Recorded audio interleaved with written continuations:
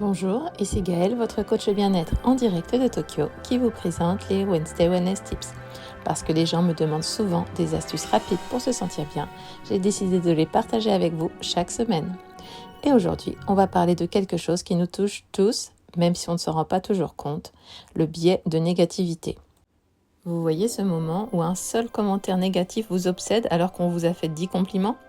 Ou quand une petite erreur vous fait douter de tout, ça, c'est le biais de négativité. Dans cette vidéo, on va voir pourquoi notre cerveau fonctionne comme ça, comment cela affecte notre bien-être et surtout ce que vous pouvez faire pour changer les choses. Alors, le biais de négativité, c'est un phénomène psychologique où les expériences négatives ont plus d'impact sur nous que les expériences positives ou neutres. C'est pour ça qu'une mauvaise nouvelle peut gâcher toute votre journée.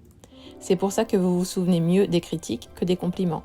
Mais attention, ce n'est pas votre faute. Notre cerveau a évolué comme ça pour survivre. À l'époque, il fallait repérer les menaces, comme les prédateurs ou les dangers naturels, pour rester en vie. Donc notre cerveau s'est programmé pour repérer les dangers avant tout. Le souci ? On ne vit plus dans la savane, mais notre cerveau agit encore comme si c'était le cas. Du coup, même dans la vie quotidienne, les relations, le boulot, les réseaux sociaux, on a tendance à zoomer sur ce qui va mal. Alors comment ce biais affecte-t-il votre bien-être ? Quand il n'est pas contrôlé, il peut vraiment nuire à votre santé mentale et à votre bonheur. Il peut vous faire douter de vous en permanence, imaginer toujours le pire, focaliser sur vos échecs et minimiser vos réussites, ressentir de l'anxiété, du stress ou même du découragement. Et le pire, c'est automatique. Même si tout va globalement bien, le biais de négativité peut vous faire croire que tout va mal. C'est comme si votre cerveau portait des lunettes qui ne voient que ce qui cloche. Bon, alors que peut-on faire concrètement pour s'en débarrasser ? Voici 5 outils simples pour réduire le biais de négativité et améliorer votre bien-être. Commencez par le nommer. Prenez conscience du moment où ça arrive et dites-vous « Ah, là, je suis en train de catastropher ». Juste l'identifier, c'est déjà un pas vers le changement. 2. Vérifiez les faits. Demandez-vous « Est-ce que c'est vraiment comme ça ? Quelles preuves j'ai pour et contre cette pensée ?» Ça aide à sortir de l'histoire dramatique que votre cerveau raconte.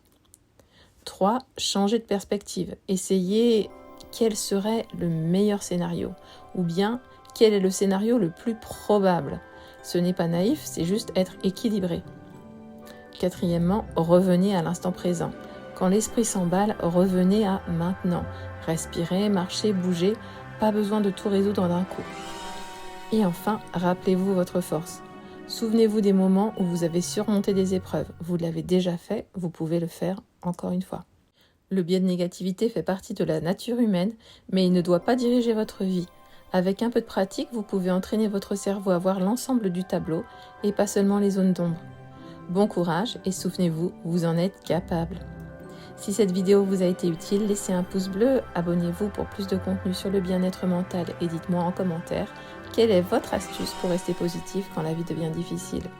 Merci d'avoir regardé, je vous dis à la semaine prochaine et en attendant, rappelez-vous d'être la version de vous-même que vous préférez. Au revoir.